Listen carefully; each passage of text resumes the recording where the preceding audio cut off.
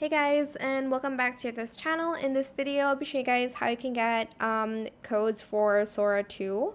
So right now, the only way to get Sora 2 codes is that you can get it by, I guess, joining like a forum or, for instance, this OpenAI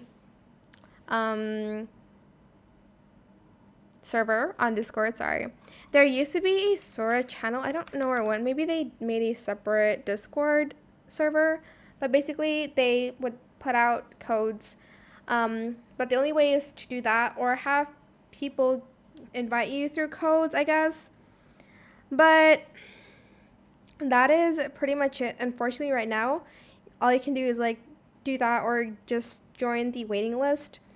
But yeah, that is it. I hope it was helpful for you guys. Don't forget to like, comment, share, and also subscribe to this channel if you haven't done that already. If you have any more questions about this video, just leave it in the comment section down below. I'll try my best to answer them all for you guys.